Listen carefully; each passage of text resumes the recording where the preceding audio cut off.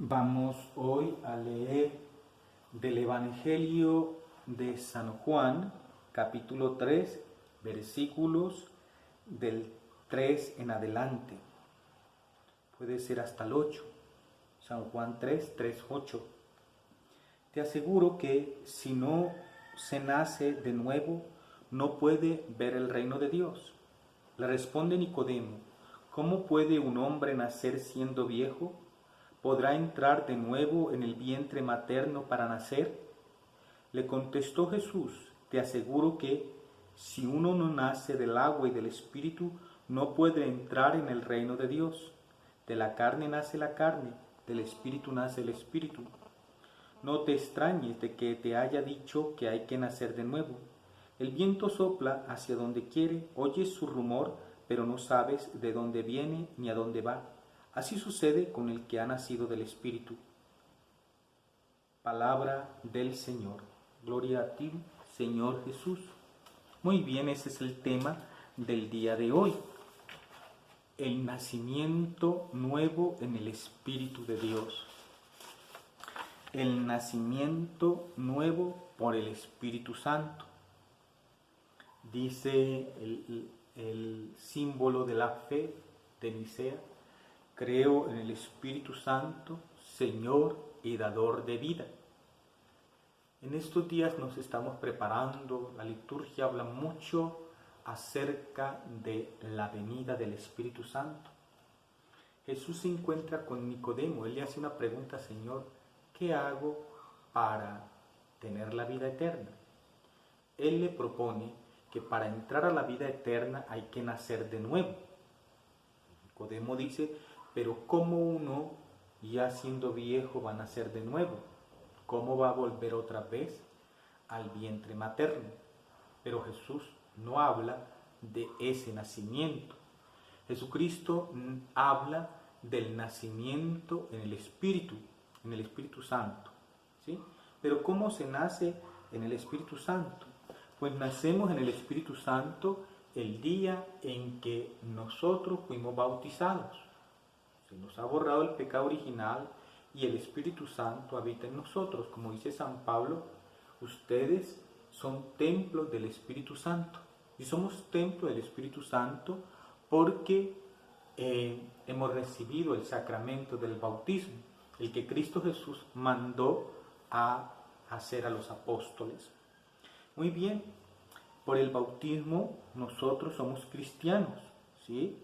Y tenemos ya el germen, el Espíritu de Dios está aquí, el germen de esa vida nueva, como si ya participáramos de la gloria eterna del Espíritu de Dios. Una vida nueva que comienza en el bautismo y se ha tenido en lo profundo del Espíritu ese nacimiento. En el Espíritu del alma se da un nacimiento, como parecido al nacimiento terreno. El nacimiento terreno nosotros no sabemos y nos damos cuenta después, cuando vemos las fotos, cuando vemos el registro civil o las partidas de bautismo, que nos damos cuenta: sí, yo nací tal día, pero yo no me acuerdo, no comienzo a tener una conciencia. Sin duda, con el pasar de los años, tal vez 2, 3 años, ya comienzo a tener la capacidad de entender. Pero ahí está el germen de la vida, que lo lleva a ser una persona libre, con voluntad, con inteligencia, con capacidad de discernir y de decisiones, con nombre propio y con propia autonomía, la que no tenía de pequeño. Cuando nosotros fuimos bautizados, igual ha pasado. Está ese germen del Espíritu Santo, pero en nosotros no lo hemos podido entender. Ya cuando crecemos, cuando nos vamos haciendo jóvenes o adultos, podemos ir entendiendo mejor lo que hemos recibido y nos podemos dar cuenta que debemos ser conscientes y responsables de esta gracia que Dios nos dio por medio del sacramento del bautismo, pues nos ha dado nada más ni nada menos que el Espíritu Santo de Dios, que engendró a Jesús y resucitó a Jesús. Lo tenemos nosotros por el bautismo. Así que es importante que ya, por eso se habla de la confirmación. En la confirmación hacemos una opción consciente libre de la aceptación de Jesucristo como el Señor, requisito anterior para recibir al Espíritu Santo.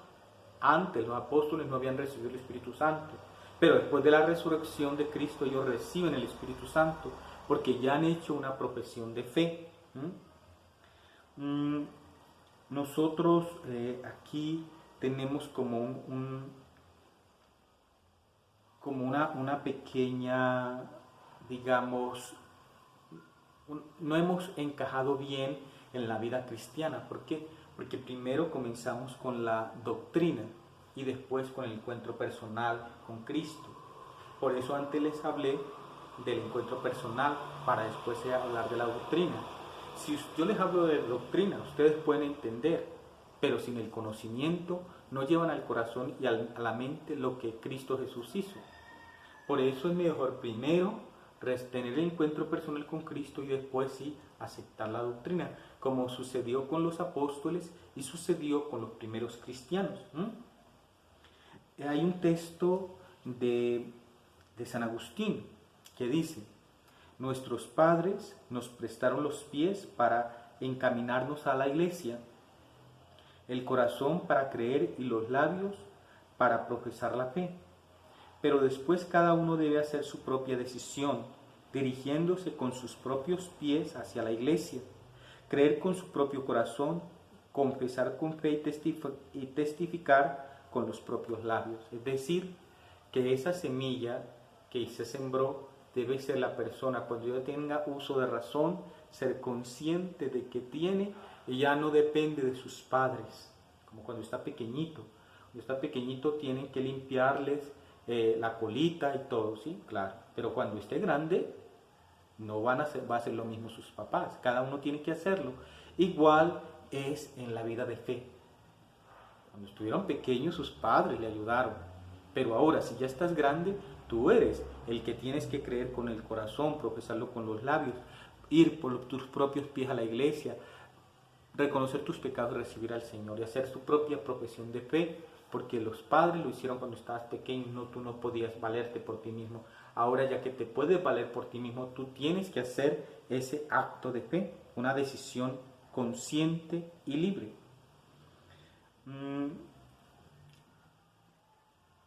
Bueno, pues todo esto es obra del Espíritu Santo, que en su obra de vivificación para nuestra vida, o sea, quien hace eso, el Espíritu Santo es el que nos da el germen, habita en nosotros. Cuando ya estemos grandes hacemos esta profesión de fe y nos hace conscientes de la obra de Jesús y del Espíritu Santo en nosotros. ¿Qué hace el Espíritu Santo? Hace reconocer pecador. ¿Qué hace el Espíritu Santo? Hace reconocer al Salvador. ¿Qué hace el Espíritu Santo? Junta al pecador con el Salvador y produce una vida nueva. ¿Sí? Mira tan bello esto. Eso es lo que hace el Espíritu Santo. Primero, reconocer que somos, hacer que nosotros reconozcamos que somos pecadores. El Espíritu Santo nos hace reconocer que somos pecadores. Porque si tú no confiesas tus pecados, si tú los tienes ahí, van a continuar. Pero si tú reconoces con la mente que el Espíritu Santo te ilumina cuáles han sido tus pecados, tú los puedes reconocer, te puedes arrepentir y Dios te los perdona por el sacramento, o si realmente no puedes, pues por otro medio. Entonces es eso. Sin el Espíritu tú te va a dar miedo, sin el Espíritu Santo lo vas a esconder, sin el Espíritu Santo no vas a creer, etc. El Espíritu Santo es el que te hace reconocer realmente tus pecados, ¿sí? Ese es el Espíritu Santo el que hace reconocer. ¿Para qué? Para que nosotros podamos salir de ellos y podamos arrepentirnos de los pecados. El Espíritu Santo nos hace reconocer a Jesucristo como Salvador. Que Cristo Jesús me salvó de esos pecados, ¿sí? Que Cristo Jesús me salvó y por tanto yo ya soy libre y yo ya soy justificado y no tengo una deuda con Dios. Y después lo que es el Espíritu Santo junta el pecador con el Salvador, es decir, nos unimos ahora a Cristo Jesús. Como dice San Pablo, ya no soy yo el que vivo, es Cristo quien vive en mí. Así, esa experiencia del amor hace reconocerse al pecador el Espíritu Santo nos hace reconocernos nuestros pecadores, necesitados de la conversión, necesitados de ese Espíritu Santo, reconocer nuestros pecados, arrepentirnos. Sin el Espíritu Santo no se descubre ni se reconoce el pecado, o solo se logra remordimientos o complejos de culpabilidad. Toda la vida estás quejándote de tus pecados, ¿sí? Lastimándote por lo que hiciste, pero no.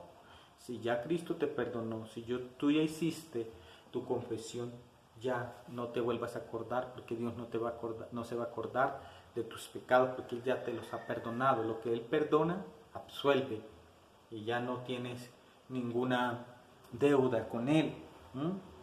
Así que necesitamos invocar al Espíritu Santo para que con su luz podamos descubrir y reconocer nuestros pecados. Tú necesitas el Espíritu Santo. Nos hace reconocer a